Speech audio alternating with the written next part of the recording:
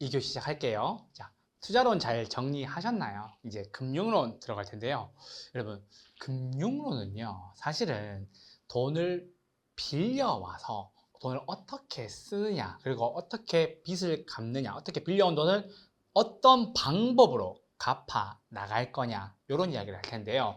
사실은 시험장에서 만나게 되는 문제의 편차, 즉 난이도의 편차가 굉장히 큰 파트이기도 합니다. 사실은 그래서 계산 문제가 나오면요, 굉장히 시간도 많이 걸리고 여러분들이 틀려서 함정에 빠질 가능성도 굉장히 높은 파트입니다.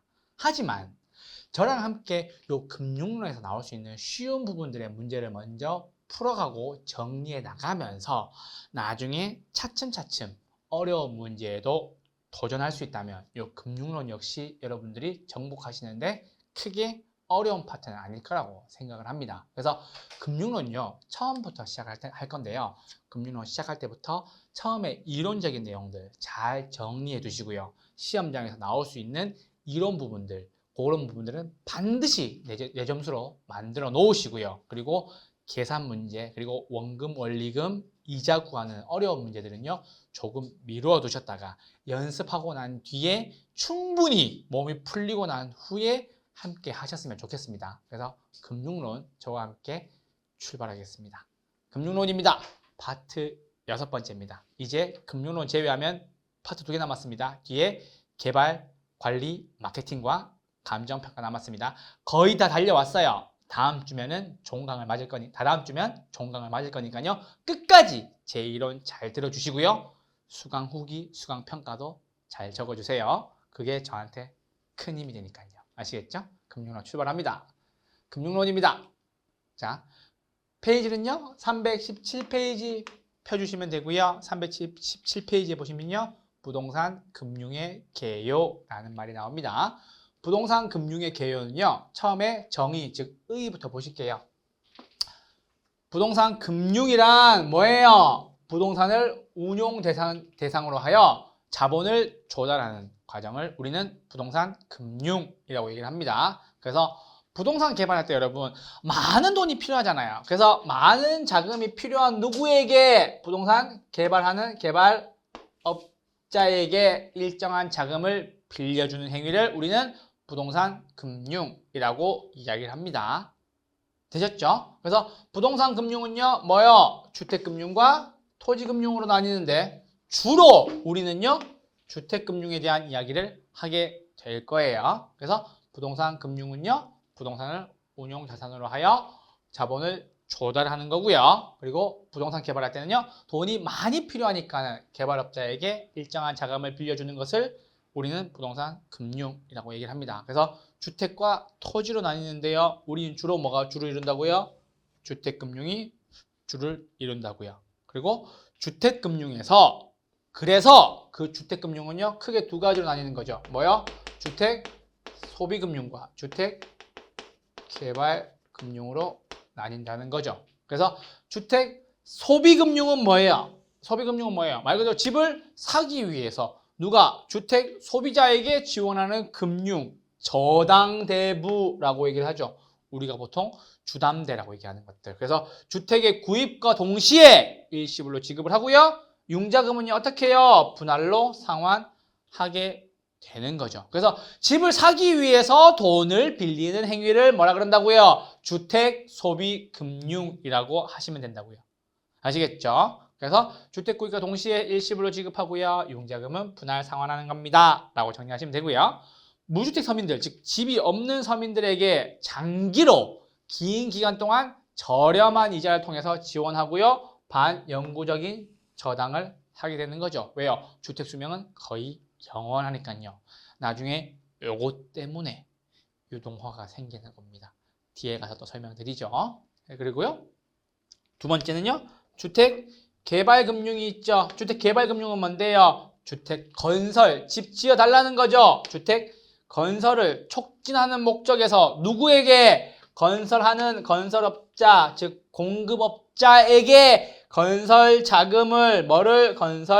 자금을 대출해주는 공급자 금융을 우리는 뭐라 그런다고요? 주택 개발 금융이라고 얘기한다고요. 이거는 건축대부라고 얘기를 하죠. 집 짓기 위해서 집 지어줄 테니 돈 빌릴게요 라고 얘기하는 게 주택개발금융이라는 거죠. 자, 그럼 보세요. 주택금융에 두 가지가 있죠. 소비금융과 개발금융. 그렇죠? 소비금융은 뭐예요? 집을 사기 위해서, 주택의 소비자가 집을 사기 위해서 돈을 빌리는 행위를 주택소비금융이라고 얘기를 하고요. 그리고 주택건설금융은요, 건설업자가, 공급업자가 집을 짓기 위해서 돈을 빌리는 행위를요, 주택개발금융이라고 정리를 해두시면 되겠습니다. 이해되셨죠? 그렇게 해서 주택금융의 개요에서 정의와 주택금융이었습니다. 세 번째, 원칙입니다. 원칙은요, 자금이 많이 필요하죠. 그러다 보니까요, 정부의 재정도 필요하고 민간에서의 자금을 유치할 필요도 있겠다는 거. 그냥 가볍게 들어주시면 됩니다. 되는 거고요. 두 번째, 대출 금리의 책정은요, 주택 수요자들에게는요, 어떻게 장기 저리의 배려와 민간 자금의 충분한 확보를 위해서 수익성 보장을 위해서 조정을 잘 해야 될 겁니다. 뭐 너무나도 당연한 소리죠. 그렇죠? 그리고 세 번째, 대출 채권의 유동화. 요게 나중에 뒤에서 계속 이야기가 될 텐데요. 대출 채권의 유동화는요. 자, 보세요, 여러분. 장기 대출의 성격이죠. 자, 여러분들이 집을 사기 위해서 돈을 빌렸어요. 그러면 그 대출은요, 어떻게 이루어지는 거예요? 장기로, 저리로 이루어지는 거니까는 유동성의 함정에 빠질 수가 있겠죠. 왜? 돈이 거기에 묻혀서 고정돼 버리니까. 그래서 그거를 피하기 위해서 우리는 뭐 한다고요? 저당 채권 유동화 제도를 만든다고요. 그래서 부동산 대출 자금의 장기 고정화, 즉 장기로 가만히 있죠. 왜냐하면 돈을 한번 빌리면 거기에 다 넣어놓고 가만히 있어야 되니까. 그래서 그거에 따른 문제를 해결하기 위해서 뭐 만든다고요? 저당 채권을 어떻게 만든다고요? 하나의 상품화로 시켜서 유동화시키는 거죠. 투자자들에게 이런 저당 채권이 있으니 이거 살래라고 떠넘긴다는 거죠. 이거 살래라고 매력적인 상품으로 만들어서 누구에게 보여준다고요? 투자자들에게 보여줘서 투자자들이 그거를 사게 만든다고요. 그 투자자들은 사서 뭐와 원리금 수취권 같은 것들을 가져갈 수 있도록 만들어준다고요. 그래서 그 투자자들한테서 그 부동산 자금을 원활하게 공급받게 되겠죠. 그래서 이거는 저당 유동화 제도에서 다시 설명을 드릴 건데요. 대출 채권의 유동화라는 개념 하나 미리 잡고 가시죠. 그래서 이미 장기 저리 대출, 장기 대출 성격이 있으니까 이것이 유동성의 함정에 빠지게 될 수가 있으니까 요 저당 채권을 하나의 상품으로 만들어서 누구에게 판다고요? 저기 투자자들에게 매력적인 상품으로 판매하게 되고요. 그 투자자들이 부동산 시장에 자금을 공급하게 된다는 거죠. 그거 기억해 두시면서 대출 채권의 유동화 하나 정리해 주시기 바랍니다. 자, 네 번째, 채권의 보존이죠. 그래서 이거는 누구에게 대출해 주는 거예요? 개인에게 대출해 주는 거죠. 그러다 보니 뭐가 떨어져요? 안정성이 좀 떨어지고요. 상환에 대한 불안정성이 생기게 되고 그 불안정성을 해소하기 위해서 채권 보존에 대한 대책을 마련할 수가 있어야 된다는 거죠. 채무 불이행 같은 파산 같은 문제가 생길 수가 있다라는 거죠. 그런 부분들 정리해 두시면 될 것 같고요. 자, 기능은요. 거래 활성화라는 게 있죠. 그래서 채권의 보존 그리고 거래 활성화. 그래서 주택 수요자들에게 자금을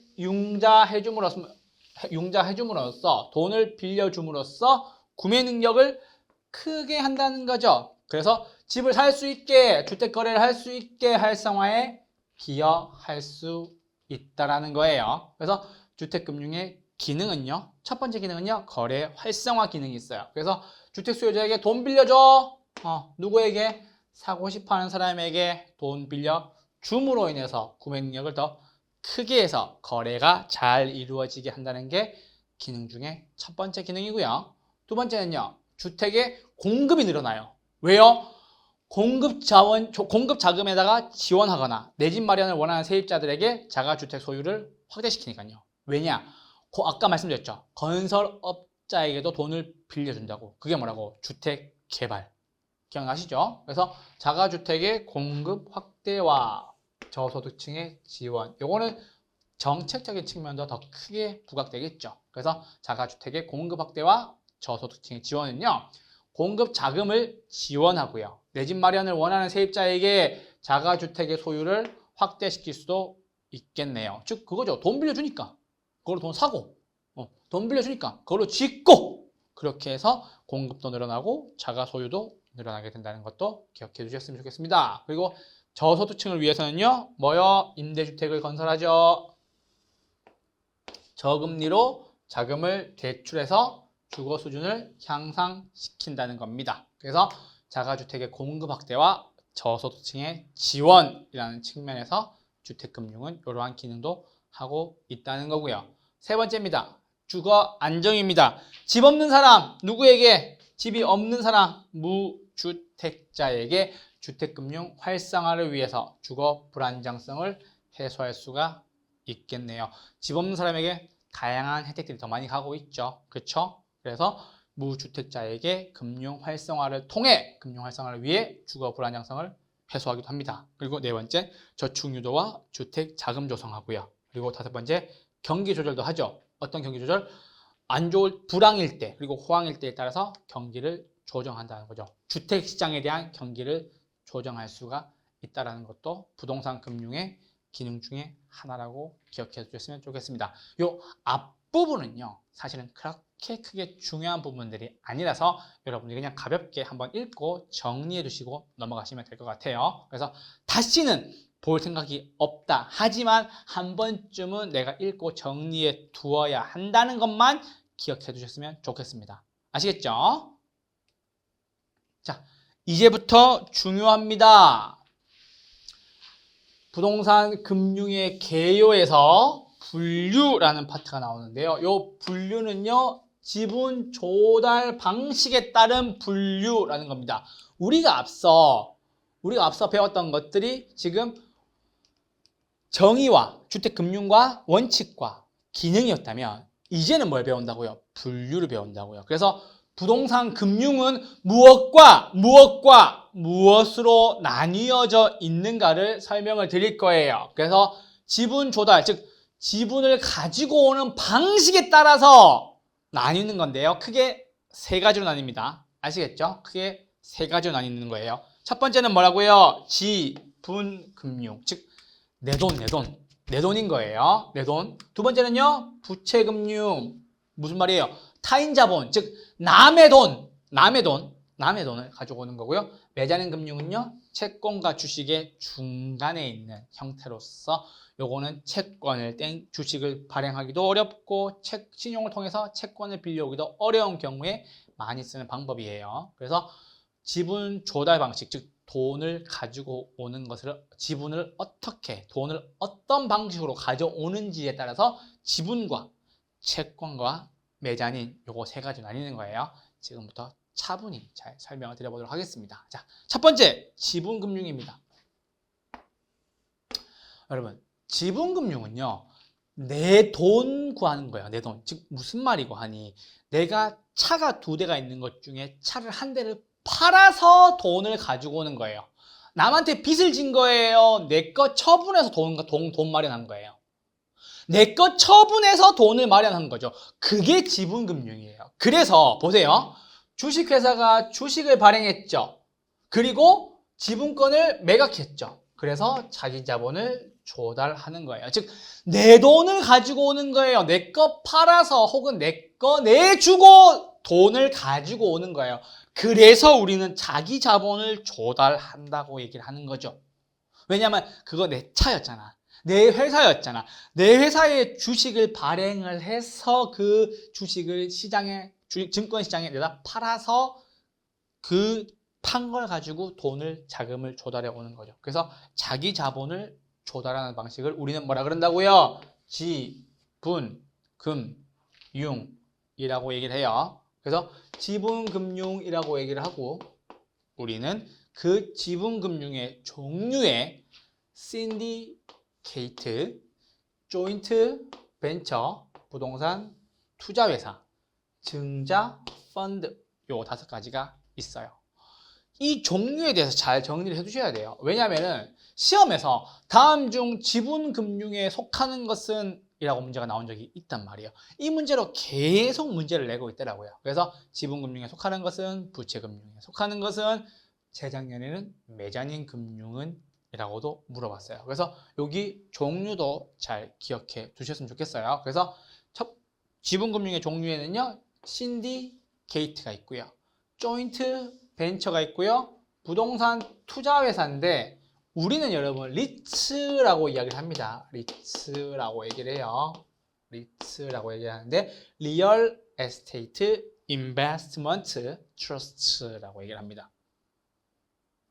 짠.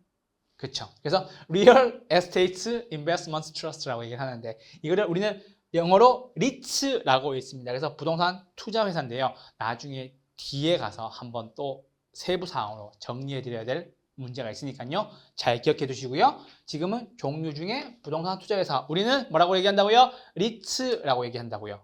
아시겠죠? 그리고 공모에 의한 증자, 그리고 펀드 이런 거 있다라는 거. 리츠 같은 경우에는 여러분 그 주식시장 가서 있거든요. 그래서 뭐 K탑 리츠라던가 이런 것들 보시면은 여러분도 쉽게 찾으실 수 있을 거예요. 그래서 그게 직접 투자예요, 간접 투자예요?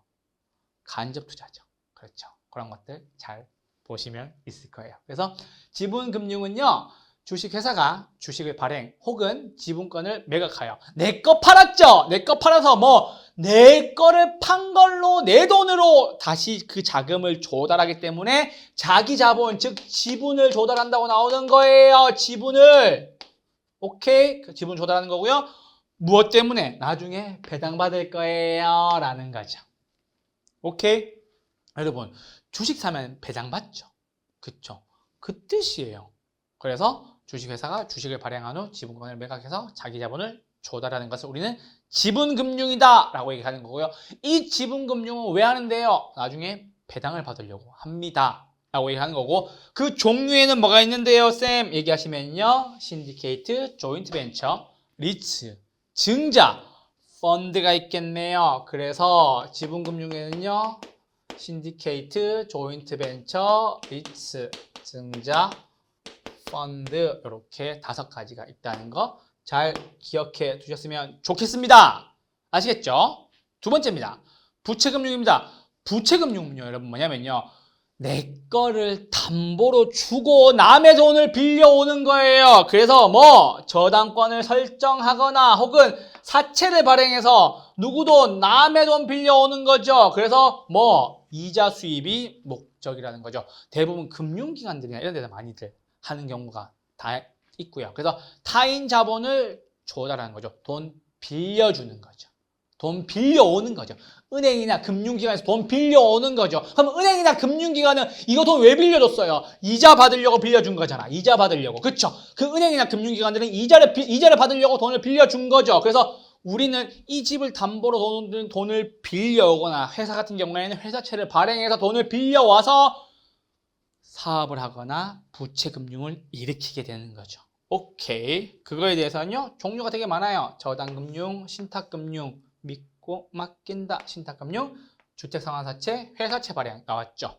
주택담보보증권, ABS, 자산이 될 수 있는 모든 것들, 그리고 주택저당담보보증권, 주택만 Mortgage Backed Securities라고 얘기하는 그거죠. 그래서 부채금융에는요, 저당금융, 신탁금융, 주택상환사채, 회사채, 그리고 ABS, MBS가 있겠네요. 그래서 이거는 종류가 어떻다? 종류가 많다. 그래서 따로 암기할 필요가 없고 반드시 지분금융 5가지를 외워줘라 라고 말씀을 드리고 싶네요. 지분금융 5가지 뭐예요? 신디케이트, 조인트 벤처, 리츠, 부동산 투자회사, 그리고 증자, 펀드, 이 5가지 꼭 외워주세요. 이게 뭔데? 신, 조, 리, 증, 펀. 이게 뭔데? 지분증권이라는 거 기억하시고요. 부채금융은요, 따로 외우실 필요 없어요. 굉장히 많거든요. 그래서 부채금융은 됐고, 우리는 메자닌 금융의 종류를 외워주셔야 돼요. 그런데 메자닌 금융은요, 원래는 이탈리아어예요. 이탈리아어라서 1층과 2층 사이에 나와 있는 어떤 1층과 2층 사이에 나와 있는 빈 공간들을 이야기하는 건데요. 그래서 채권과 주식의 중간 형태가 나오죠. 중간 형태가 나왔죠. 그래서 주식을 통해서 자금 조달도 어렵고 신용이 약하니 담보나 신용이 없어서 대출도 어려운 때에 매장인 금융이라는 걸 쓰는데요. 요거 종류가 중요해요. 종류가 굉장히 중요해요. 이것도 역시 뭐가 있어요? 신주 인수권 부사채, 그리고 전환사채, 교환사채, 후순위 대출, 우선주 요거 있다는 거. 그래서 신주 인수권 부사채, 그리고 전환사채, 그리고 교환사채, 그리고 후순위 대출, 우선주 요거 5가지도 있다는 거. 잘 기억해 주셨으면 좋겠습니다. 그래서 여러분 같은 신으로 시작한다고 하더라도 요게 다르다는 거. 얼마든지 이거 다르게 낼 수 있겠죠? 요거는 뭔데요? 신디케이트라는 거지. 신디케이트. 여러분 근데 이게 어차피 종합의 합자의 합동의 모집의 이런 뜻이에요. 신디라는 뜻 자체가. 그래서 신디케이트, 합동조합, 투자자 모집형, 합동 이런 뜻이라서. 그래서 신디케이트, 조인트 벤처, 리츠, 부동산 투자회사, 증자, 펀드 이 5가지가 뭐라고요? 지분금융이고요. 지분금융 종류, 부채금융 오케이 됐고, 남의 돈 빌리는 거야. 이자 수입 목적으로 됐고, 종류 패스하고, 매자닌 금융에는 종류가 뭐가 있는데요? 신주 인수권 부사채, 전환사채, 교환사채, 후순위 대출, 우선주 있다는 거 요것도 기억해 주셨으면 좋겠습니다. 그래서 신주 인수권 부사채, 전환사채, 교환사채, 후순위 대출, 우선주라는 거. 요거 종류를 물어보는 게 시험에서 자꾸 나왔어요. 그래서 종류 물어보는 게 나왔으니까요. 반드시 뭐와 뭐 지분금융의 종류와 매자닌 금융의 종류는 암기하되 지분금융의 종류를 반드시 더 꼼꼼하고 정확하게 외워두셨으면 좋겠습니다. 물론 부채금융도 물어봅니다. 하지만 부채금융이 나오면요. 우리는 뭐와 뭐를 제외하면 된다? 지분금융과 매자닌 금융을 제외하면 되지. 오케이? 그러면 우리는 뭐예요? 부채금융을 골라낼 수 있겠다는 거. 그리고 시험 넘어가기 전에 부채금융에서 요거 MBS 하나 딱 잘 정리해 두시고 넘어가셔야 됩니다. 중요하다는 뜻입니다. 나중에 MBS가 뒤에 가서 MPTS, MBB, MPTB, CMO와 함께 제가 정의를 해 드릴 거니까요. 아시겠죠? 그래서 지분 조달 방식 근거에 쌤 몇 가지가 있는데요. 돈 가져오는 거 몇 가지? 3가지가 있는데 지분금융은요. 지껏 팔아서 죄송합니다. 지분금융은요. 본인 돈 팔아서 본인 거 가져오는 거 있다는 거예요. 5가지 종류가 뭐 있는데요. 신디케이트, 조인트벤처, 리츠 부동산 투자회사, 증자 펀드가 있고요. 부채금융은요. 타인 자본 조달하는 거예요. 저당권 주거나 사채 발행해서. 그쵸? 근데 종류가 너무 많은데 우리는 한 가지만 기억해 두자는 거죠. MBS. 뭐예요? 주택 저당 담보부 증권. 요거 하나 기억해 두셨으면 좋겠고요. 매자닌 금융은요. 중간 형태에 있는 건데요. 신주 인수권부 사채, 전환사채, 교환사채, 그리고 후순위 대출, 우선주가 있는데 사채가 자꾸 나온다고 그래서 헷갈리시면 안 돼요. 왜냐하면 주택 상환사채랑 회사채도 나오는 경우가 있기 때문에 자꾸 이 사채 때문에 헷갈리면 안 된다고. 이걸로 문제를 내서 헷갈리게 만들 수 있다고요. 오케이. 그래서 신주 인수권부 사채, 전환사채, 교환사채 요 3개 사채가 뭐라고요? 매자닌 금융이라고요. 신주 인수권부 사채, 전환사채, 교환사채 요거 3개 사채만 뭐라고요? 매자닌 금융에 속한다고. 그거 꼭 기억해 주세요. 그래서 주택상환사채, 특히 이거 주택상환사채 이거 조심하세요. 주택상환사채는 매자닌 금융이 아니라는 거. 회사채도 매자닌 금융이 아니라는 거 기억해 두시고요. 주택저당 담보보증권 MBS는 꼭 기억해 두셨으면 좋겠습니다. 뭘로요? 부채금융으로요. 아시겠죠? 그래서 지분 조달 방식에 따른 구분 3가지 기억해 두세요. 자, 다음입니다. 자, 이제 지분금융에 대한 좀 구체적으로 좀 들어가도록 할게요. 아까 제가 지분금융에 5가지가 있다고 말씀드렸죠. 신조리, 증펀 있다고 말씀드렸는데 그 중에서 여러분 지분금융 5가지 뭐가 있었어요? 신디케이트, 조인트 벤처, 리츠, 그리고 증자, 그리고 마지막 뭐요? 펀드라는 5가지가 있었는데 그 5가지 중에서 우리는 신디케이트와 조인트 벤처 그리고 리츠 부동산 투자회사 요거 3가지를 정리할 거예요. 자 보시죠. 어차피 신디케이트가 종합이고 모임이니까요. 투자자 모임이고 합동조합을 우리는 뭐라 그런다고요? 신디케이트라고 얘기를 한다고요. 지분 투자라는 거는 말할 필요도 없죠. 지분 투자가 뭔데요? 자기 자본 조달하는 거, 주식 같은 것들 그리고 내 자산을 매각해서 돈으로 가져오는 거죠. 그래서 지분 조달 방식의 어떤 지분 투자하는 방식의 신디케이트고요. 이건요 직접이에요 간접이에요? 직접 투자하는 거예요. 거기에 직접 투자하는 거죠. 다수예요 소수예요? 다수.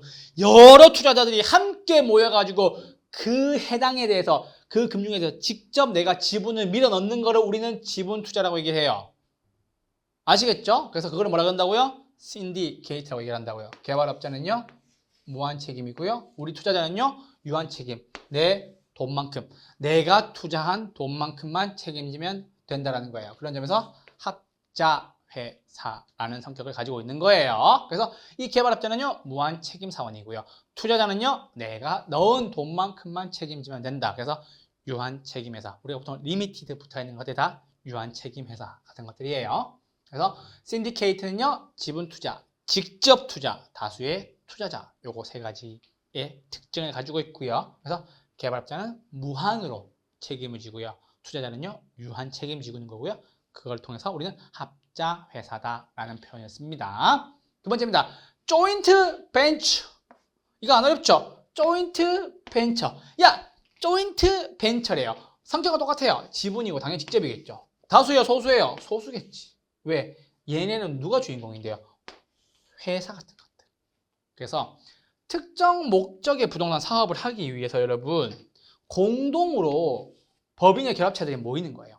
자연인은 조금 쉽진 않을 것 같고요. 법인이나 결합체로 구성된 공동 벤처 회사들끼리 모여서 하는 거예요. 그래서 신디케이트와 조인트 벤처의 차이점은 뭐예요? 신디케이트, 조인트 벤처는요, 이건 소수고요. 이건 다수의 투자자들이 모여있다는 거죠. 그 차이밖에 없는 거예요. 정리되셨나요? 오케이? 그래서 신디케이트는요, 지분, 직접, 다수. 그쵸? 그리고 개발업자는 무한, 투자자는 유한 책임. 그리고 조인트 벤처는요, 지분, 직접, 소수인 거고요. 그리고 공동 벤처 회사 같은 것들을 우리는 조인트 벤처라는 거라고 얘기하는 거죠. 특정 목적의 부동산 사업을 영위하기 위해서, 공동으로 같이 하기 위해서 조인트 벤처를 설립하는 거죠. 그리고 마지막, 부동산 투자회사. 사실 이게 중요하죠. 부동산 투자회사. 요거는 나중에 뒤에 단독 문제로도 나올 수 있으니까요. 잘 정리해 주셨으면 좋겠습니다. 부동산 투자회사는요. 역시 지분 투자죠. 왜냐하면요. 리츠니까요. 다른 말로 하면 뭔데요? 부동산 투자회사라고 얘기하는 거고요. 여러분들이 아까도 말씀드렸지만 주식시장에 들어가시면요. K탑, 리츠 같은 회사들이 다 부동산 투자 회사들인 거예요. 그래서 직접이에요, 간접이에요? 얘네는 간접이에요. 간접이에요. 왜냐하면 그 회사에 직접 투자하는 것이 아니라 우리가 거기에 돈을 제공해서 그 돈을 통해서 거기에 있는 전문가들이 투자를 하는 거라서 우리가 그걸 직접 투자하는 게 아니라 어떤 투자? 간접 투자라는 거지. 주식시장을 통해서 간접 투자하는 거지. 그 K탑 리츠라는 혹은 그 부동산 투자 회사에다가 우리가 투자를 하게 되는 거죠. 그래서 지분 투자를 하되 직접이다 간접이다 요거는 간접 투자다라는 걸 기억하시고요. 당연히 다수겠지. 당연히 다수겠지. 왜냐? 주식시장에 들어가서 당연히 그 다수의 투자자들이 거기다가 투자를 하고 거기에 생긴 수익을 통해서 우리가 배당을 받고 하는 것들이 다 부동산 투자회사인 거죠. 여기 보면 나와 있죠? 주식을 발행하여 투자자들로부터 모집한 자금을 어떻게 한다? 부동산에 투자하고 발생한 수익을 투자자들에게 돌려준다는 거죠. 어렵지 않죠. 지금 당장도 찾아볼 수 있는 거죠. 그래서 그런 것들을 우리는 부동산 투자회사라고 얘기를 하는 거예요. 그래서 주식 발행해서 투자자들한테 돈을 막 모아. 투자자들이 직접 투자한 건 아니죠. 왜? 그 리츠라는 회사를 보고 투자를 한 거니까. 근데 그 회사가 어떤 부동산에 대해 투자를 해서 수익을 내서 투자자들에게 다시 돌려주느냐. 그게 바로 부동산 투자회사.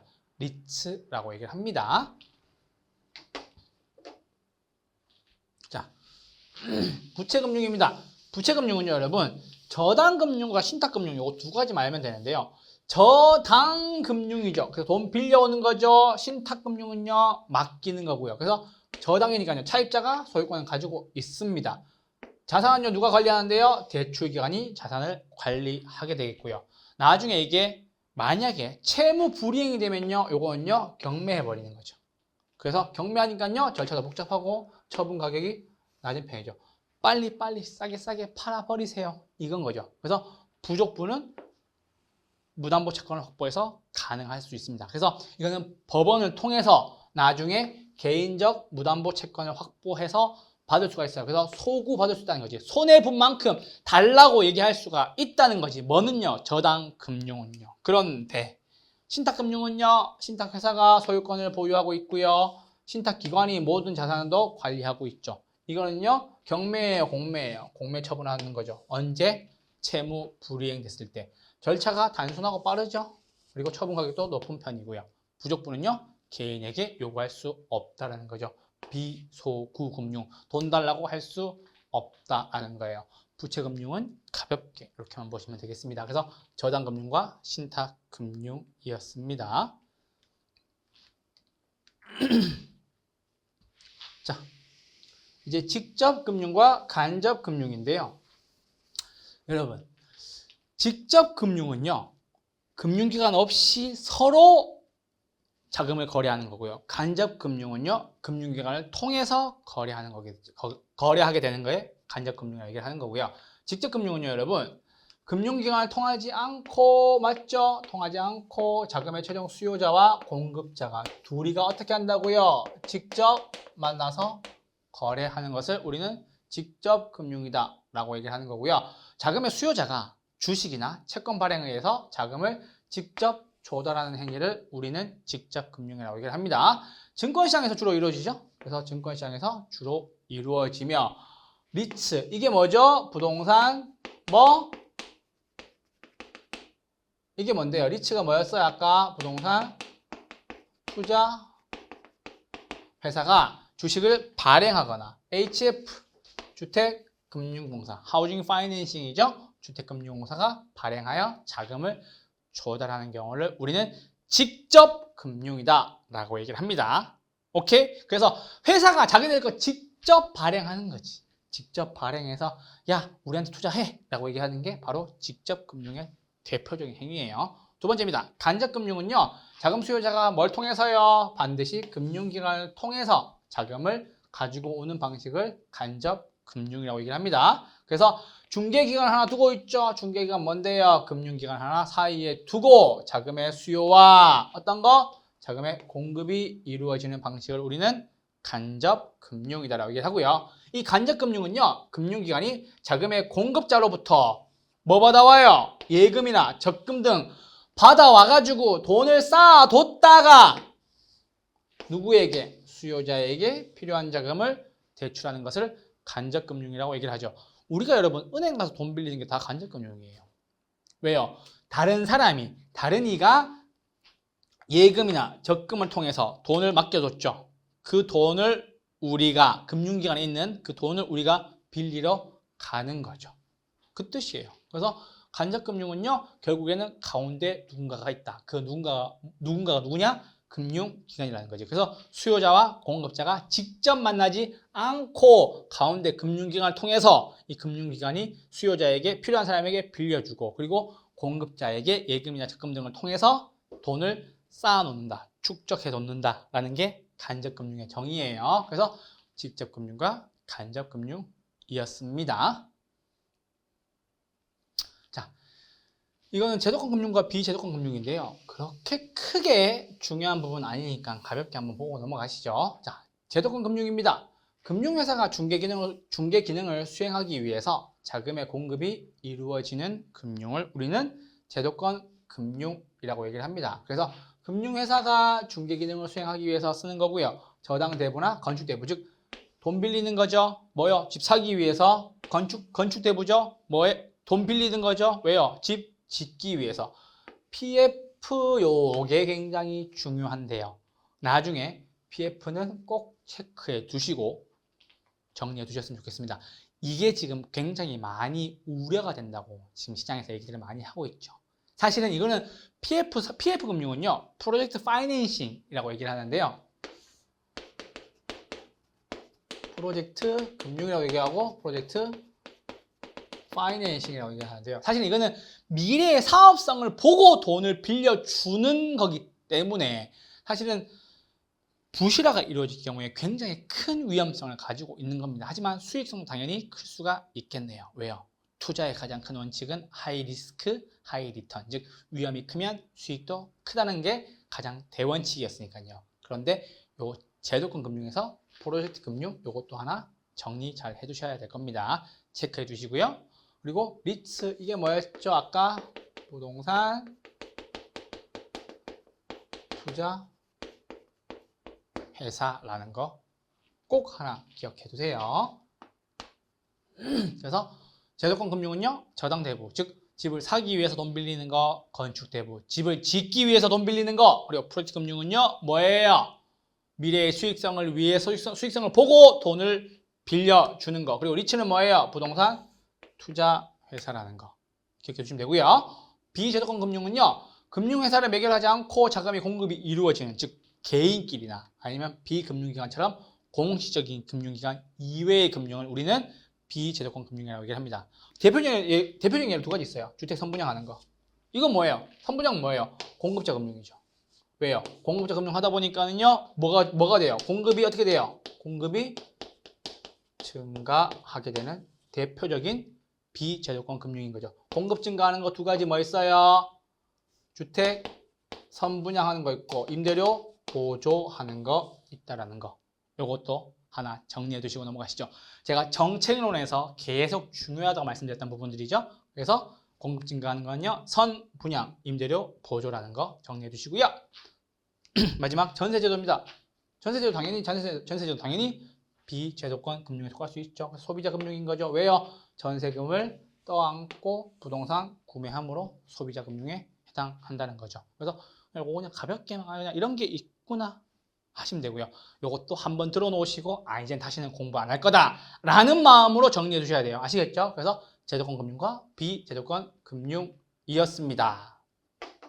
자, 이제 저랑 함께 이제껏 했던 것들에 대한 문제들 한번 보시면서 잘 정리되고 있는지, 내가 머릿속에 외우고 있는 포인트가 시험의 방향과 맞는지, 시험에 적합하게 내가 공부하고 있는지를 꼭 정리해 주셔야 돼요. 아시겠죠? 여러분, 공부는 정말 열심히 하는데 자꾸 다른 방향으로 가시는 분들이 있어요. 그리고 그 방향성을 제가 조금씩 더 잡아드려야 되는 거지. 뭐로 가도 서울만 가면 된다라고 얘기를 하지만 서울 가는 방법이 조금 더 편하고 빠르고 쉽고 좋은 길이 있다는 거지. 아시겠죠? 그래서 뭐로 가도 서울만 가면 되는데 최대한 쉽고 편하고 빠르고 좋은 길로 함께 가자고요. 저와 함께. 아시겠죠? 효율성을 좀 가지고. 아시겠죠? 그래서 제가 요 기출문제 가지고 왔습니다. 시험 문제는 이렇게 나옵니다. 자, 다음에 자금 조달 방법 중 어떤 금융, 지분금융에 해당하는 것을 골라라 라고 나왔죠. 자금 조달 방식에 뭐가 있었어요? 자금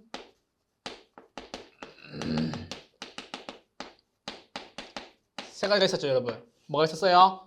지분금융이 있었고, 그리고 부채금융이 있었고,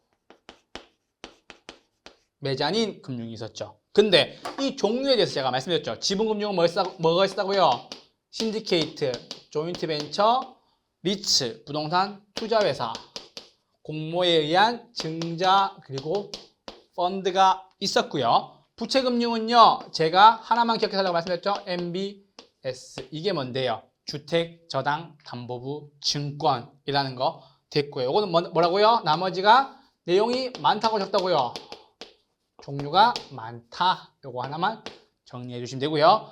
매자닌 금융은요, 신주 인수간부 사채, 전환 사채, 교환 사채, 우순위 대출, 그리고 우선주가 5가지가 있었겠네요. 그래서 지분 금융에는요, 신디케이트, 조인트 벤처, 리츠, 증자, 펀드가 있다. 실제로 문제 이렇게 나왔습니다. 자, 1번입니다. 다음 자금의 조달 방법 중 지분금융에 해당하는 것을 골라라 라고 나왔죠. 그래서 주택상환사채 처음 보는 거네. 사채라고 붙었다고 해서 제가 매자닌 금융은 아니라고 말씀드렸죠. 주택상환사채, 회사채는 대표적으로 뭐라고요? 부채금융에 해당한다는 거. 두 번째, 신탁증서금융입니다. 이거는 모르니까는 패스하시고 넘어가시고, 세 번째, 부동산 투자회사. 요게 뭔데요? 리츠라고 나왔잖아. 그쵸? 리츠. 신탁증서금융도 여러분들이 부채금융을 하셔도 되죠. 왜냐? 모르는 거니까. 그렇게 정리하셔도 되고요. 부동산 투자회사는요, 리츠라고 하시면서요, 요게 뭐예요? 부동산 투자회사니까요, 무슨 금융? 지분금융이다 라고 정리해 두셨으면 좋겠습니다. 자산담보부 기업 어음이죠. ABCP라고 얘기해요. 그래서 요게 요게 MBS 그리고 ABS에 함께 존재하는 건데요. 이건 역시 뭐라고요? 모르는 거니까 어디에 간다고요? 부채금융에 속하는 거다 라고 정리하시면 되고요. 주택저당 채권, 담보부 채권 나왔죠. 이것도 뭐예요? 부채증권이다 라고 정리해 두시면 돼요. 그래서 나머지는 다 뭐예요? 부채증권이죠. 부채증권인데 부동산 투자회사는 뭐라고요? 이게 뭔데? 리츠라는 거고 이게 지분금융에 해당한다는 거죠. 여러분 지금 저와 함께 문제를 푸실 때 지분금융 동그라미 치시고 그리고 신디케이트, 조인트벤처, 리츠, 증자, 펀드라고 쓰시고 만약에 3번을 푸셨다면은 이건 완벽한 지문. 절대로 안 틀릴 수 있는 문제 꼭 저한테 그렇게 풀어주셔야 돼요. 아시겠죠? 제가 꼭 말씀드릴 거예요. 여러분한테 앞으로 계속 말씀드리고 오고 있지만 문제를 푸실 때 간략하게 정리할 수 있는 것은 반드시 풀고 정리하라는 거. 문제를 풀고 두 번째 문제를 1번 문제 어떻게 한다고요? 문제를 푼다. 2번 핵심을 정리한다. 3번 그리고 핵심 정리한 걸 어떻게 해본다? 밖으로 꺼내본다.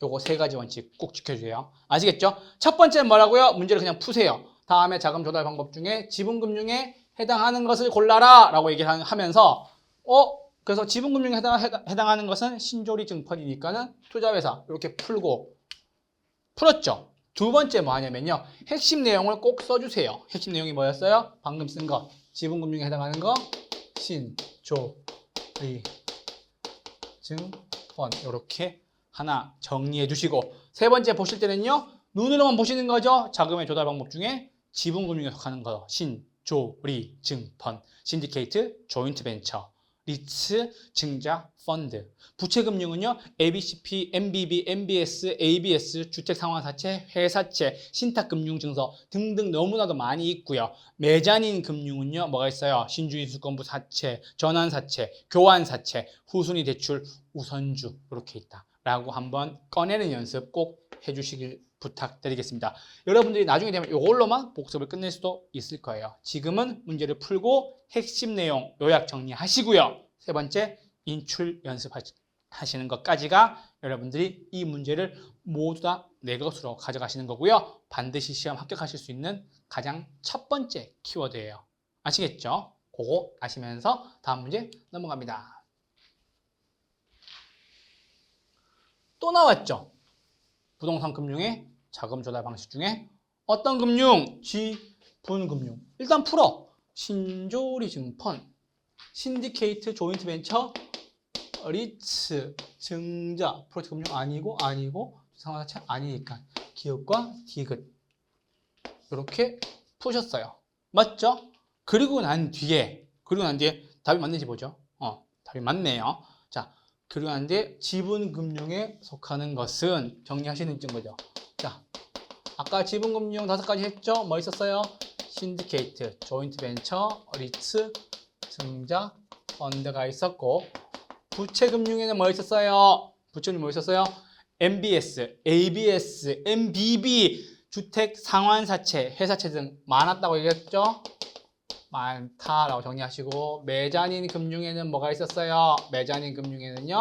신주 인수권부 사채, 전환 사채, 교환 사채, 후순위 대출, 우선주 이렇게 있었다라고까지 정리를 하시고 그 다음에 보시면서는 안 보고 외우셔야죠. 지분금융에는 신디케이트, 조인트 벤처, 리츠, 증자, 펀드 요거 5가지 있다라고 정리를 하시면서 문제를 푸셨으면 좋겠습니다.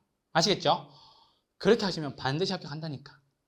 자꾸 헷갈리실 필요가 없다니까. 아, 이게 어디서 나왔지? 라고 정리하시지 마시고 학계로는 계속 인출 연습, 꺼내는 연습, 여러분들이 쓸 수 있는 연습이 굉장히 중요합니다, 여러분. 사실은 여러분 공부를 하면서 가장 중요한 건 딱 2가지밖에 없어요. 뭐가 있냐면요. 첫 번째는요. 내가 배운 것을 내 스스로 입으로 혹은 여러 가지 쓰는 것, 그러니까 입이 됐건 쓰는 것이 됐건 여러 가지 형태로 꺼내보는 게 가장 중요해요. 우린 그거를 인출 연습, 즉 꺼내보는 연습이라고 얘기를 해요.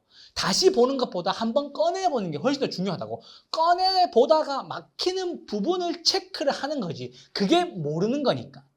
아시겠죠? 그래서 공부는 언제나 아는 것과 모르는 것, 즉 아는 것은 30%, 모르는 것은 70%이 정도의 비율로 꼭 공부를 하셔야 돼요. 그래서 반드시 꺼내 보셔야 돼. 꺼내 배워요. 꺼내 먹어요. 아시겠죠? 그래서 꺼내 보는 걸 항상 연습하셔야 돼요. 아시겠죠? 오케이. 그게 가장 중요하고 두 번째는요. 시간 간격을 두고 연습을 하시는 거예요. 즉 복습의 간격을 맞추시는 거예요. 이거는 여러분 개인의 차이가 있을 수가 있어요. 그래서 누구는 이틀 만에 복습해도 그 기억이 좀 많이 남아있고 혹은 3일 만에 복습해도 된다. 있는데 여러분 절대 변하지 않는 첫 번째는 뭐냐면요. 인출 연습, 즉 꺼내보는 연습은요. 절대로 배신하지 않아요. 개인의 차이를 두지가 않는다고요. 그래서 반드시 공부하고 복습하실 때는 내가 오늘 배웠던 내용들은 지분금융과 부채금융과 매자닌 금융이 있는데 지분금융에 5가지, 매자닌 금융은 많고 부채금융은 많고 매자닌 금융에 5가지가 있다. 그리고 지분금융에는 신디케이트, 조인트 벤처, 리츠, 증자, 펀드가 있고요. 부채금융은요 나머지가 다 들어가는데 MBS랑 MBB 정도는 외워달라고 말씀드렸고 매자닌 금융에는요 신주인수권부사채, 전환사채, 교환사채 그리고 후순위 대출, 우선주 정도가 있다라는 거를 기억해 두셔야 됩니다. 이게 인출 연습이라는 거지. 아시겠죠? 그래서 문제 이렇게 나올 수가 있으니까 여러분들이 반드시 잘 저장해 두고 인출 연습하시고 기억해 두셨으면 좋겠습니다. 자, 3번입니다. 요거 풀고 좀 쉬시죠. 자, 이제 뭐가 나왔어요? 부채금융에 해당하는 것을 골라라 라고 나왔죠? 자, 이제 뭐야? 지분금융이 아니야. 지분금융이 아니에요. 그쵸? 지분금융이 아니야. 자, 그럼 이제 우리는 2가지를 제외하러 갑시다. 지분금융인 신디케이트, 조인트 벤처, 리츠, 증자 펀드를 빼고요. 매자닌 금융인 신주인 수권부사채, 전환사채, 교환사채, 후순위 대출, 우선주를 빼러 갑시다. 자, 기업, 주택, 저당 대출, 지분 부채 매자닌 뭐예요? 지분 부채 매자닌 뭐예요? 부채 금융이죠. 왜요? 본 적이 없으니까. 두 번째, 조인트 벤처예요. 이게 뭔데요? 지분 금융이 될 거고요. 디귿, 신탁 증서 금융 나왔어요. 이게 뭐예요? 본 적 있어요? 없어요? 없네요. 그러면은 부채 금융이 되겠고, 리을, 자산담보부 기여보험 ABCP라고 나왔죠? 이거 본 적 있어요? 없어요? 본 적 없네요. 그래서 당연히 부채 금융이 될 거예요. 그리고 마지막 부동산 투자회사 리츠 나왔죠? 이게 뭐예요? 지분금융이 될 거라는 거죠. 그럼 여러분 보세요. 다음 중 부채금융에 해당하는 것을 이 부채금융을 다 외울 필요가 없다라고. 왜? 부채금융은 많으니까. 예를 들어서 뭐 MBS도 있고 MBB도 있고 MBS도 있고 ABCP도 있고 뭐 ABS도 있고 주택상환사채도 있고 회사채도 있고 신탁증서금융도 있고 그러다 보니까 너무 많으니까 우리는 확실하게 2가지를 뭐 외운다? 지분금융과 매자닌 금융을 외우되 지분금융이 조금 더 시험에 많이 나왔다라는 거 체크하시고 부채금융에 해당하는 것은 뭐예요? 기업과 디귿과 그리고 리을이네요. 그래서 답은 몇 번이에요? 3번 이렇게 정리하시면 되겠어요. 기업과 디귿과 리을 답은 몇 번? 3번 이렇게 정리하시면 될 거예요. 그래서 방금 했던 것 중에 가장 중요한 포인트는요. 자금 조달 방식에 대한 이야기였어요. 그 자금 조달 방식의 가장 큰 3가지 지분, 부채, 매자닌 꼭 기억해 두셨으면 좋겠습니다. 아시겠죠? 그래서 주택, 저당 대출 제도는요. 다음 시간에 10분 쉬었다가 뵙도록 하죠. 10분 쉬겠습니다.